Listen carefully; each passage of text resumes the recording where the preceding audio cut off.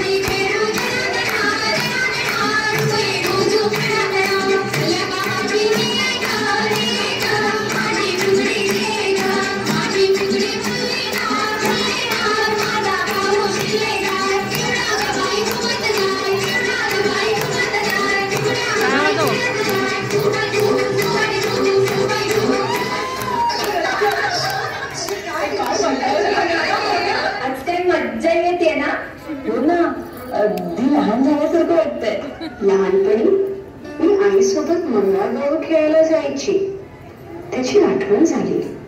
असं वाटतंय की आजचा दिवस संपूच नाही. खरंच आजचा दिवस संपूच नाही. उद्या कामाला जायचा कंटाळा नाही येत हिला. कंटाळा नाही, भीती वाटते मला.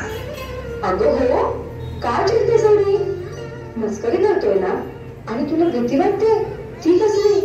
कालची ती ट्रेन मधली घटना, त्या वाईवर अतिप्रसन्न करण्याचा प्रयत्न, दिवसा ढवळ्या आणि तेही लेडीज डब्यात.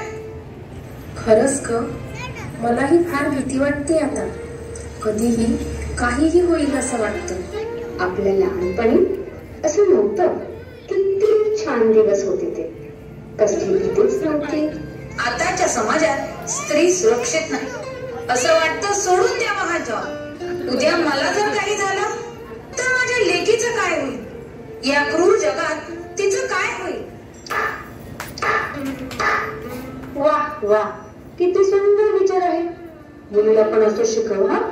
मग तीही मोठी झाली की तुझ्यासारखी रडूबाई, लाचार आणि कमजोर होईल. मग काय करू शकते मी? कधी विचार केलाय का? लग्नात नवरा नवरी असतात आणि नेक्स्ट डे त्यांचा नवरा बायको होतात. मुलगा मोठा झाला की वडील रिटायर होतात. पण आई नो रिटायरमेंट.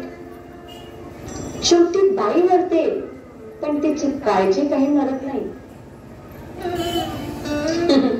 पाहिलं, बाईला लाचार स्वतः तिच्या विचारानेच केलं आणि आपण मात्र जगावर बोट दाखवत राहिलो. स्त्री कधी लाचार दुबळी नव्हतीच. अहो, एक वेळ बाई कमजोर असेल पण तिच्यातली आई कधी लाचार असू शकत नाही. विसरलात का त्या हिरकणी गौरवीला? अहो, दिवे लागली ना, घराचे दरवाजे बंद झाले पण गड पायथ्याशी घरात आपल्या कान्या बाळाने भुकेने हंबरडा फोडला असेल. या काळजीने जिथून खाली पाहताना क्षण मृत्यूचाही करतात होईल. असा कडा ती माऊली रात्रीच्या अंधारात उतरून आपल्या पिल्लाजवळ गेली. ती आईच होती. प्रसंगी मुलाकरिता माझी जाऊन देखील संशय हाती घेतली. आपण ही त्यांच्याच लेकी. परिस्थितीने किंवा आवडीमुळे आपण घराबाहेर पडतो तेव्हा अशी अनेक संकटे समोर येतीलच.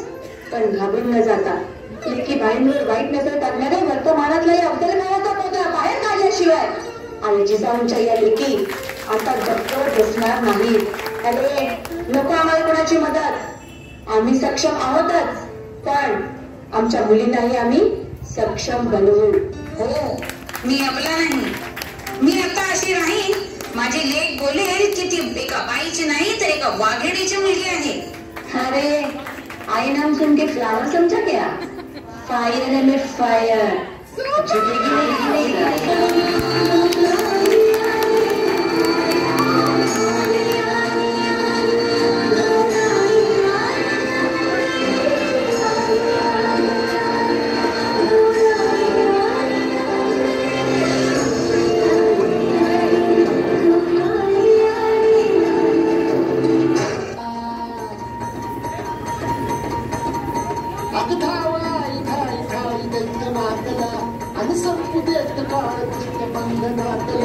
हातात त्रिशूळ तू, हातात आई घे, पण तिचं आज संभाळा